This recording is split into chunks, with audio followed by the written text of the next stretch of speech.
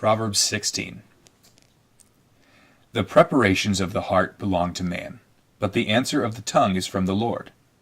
All the ways of a man are pure in his own eyes, but the Lord weighs the spirits. Commit your works to the Lord, and your thoughts will be established.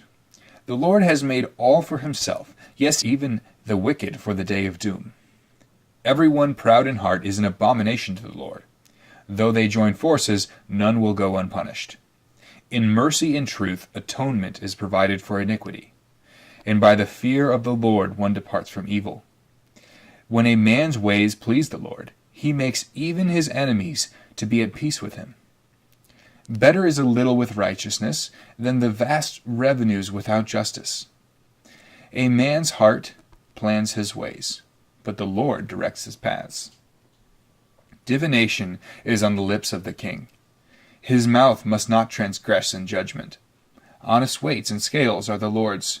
All the weights in the bag are his work. It is an abomination for kings to commit wickedness, for a throne is established by righteousness.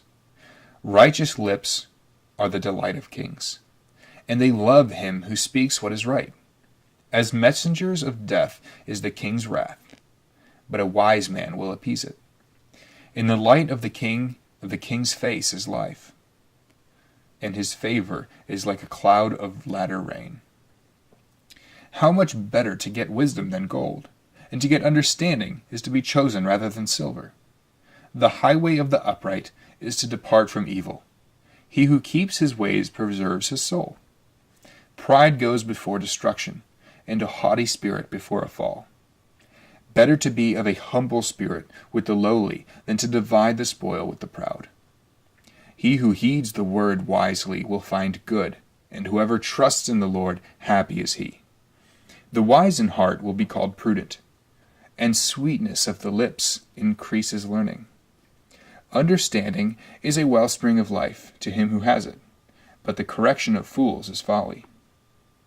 The heart of the wise teaches his mouth, and adds learning to his lips.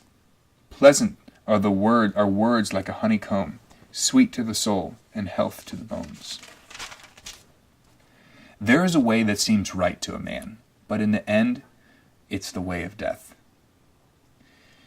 The person who labors for himself, for his hungry mouths drive him on. An ungodly man digs up evil, and it is on his lips like a burning fire. A perverse man sows strife, and a whisperer separates the best of friends. A violent man entices his neighbor, and leads him in a way that is not good.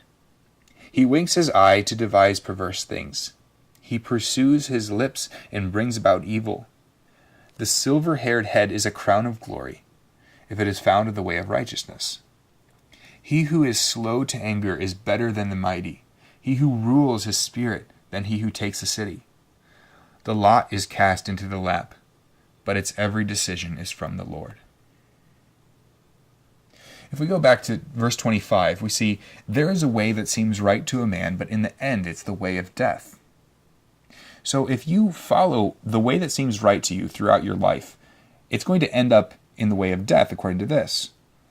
If we look in verse 31, the silver-haired head is a crown of glory, if it is found in the way of righteousness. This doesn't mean that everyone who gets old, it's just somehow a crown of glory.